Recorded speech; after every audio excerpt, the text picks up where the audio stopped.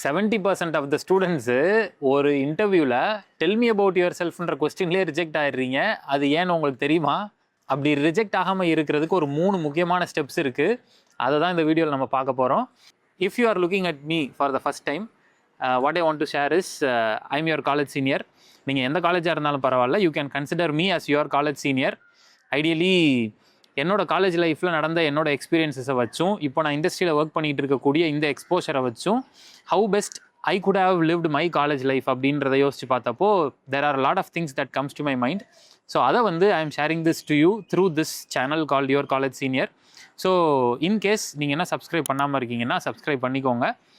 And getting back to the video, இன்டர்வியூவில் student போகிறான், உட்காடுறான், டெல் மீ அபவுட் யுவர் செல்ஃப்னு ஒரு கொஸ்டின் கேட்குறாங்க. ஆப்வியஸ்லி எல்லா இன்டர்வியூவில் அப்படி தான் ஸ்டார்ட் ஆகுது.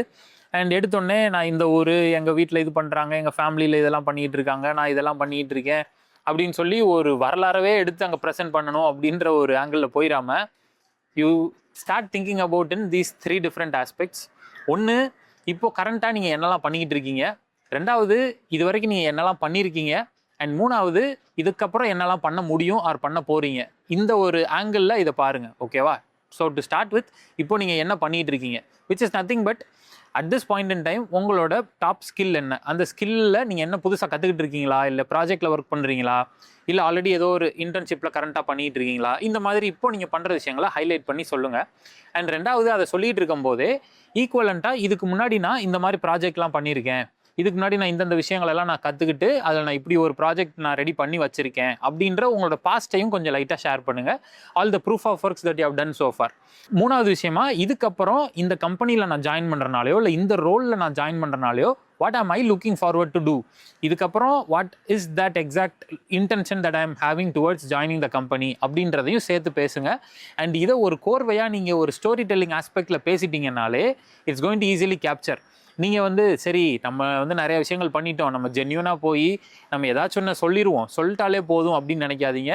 சொல்கிற விஷயத்த அழகாக பேக்கேஜ் பண்ணி ஒரு ஸ்டோரியாக சொல்லணும். அதுக்கு இந்த 3 ஆங்கிளில் சொன்னீங்கன்னா it's going to be very meaningful for the interviewer.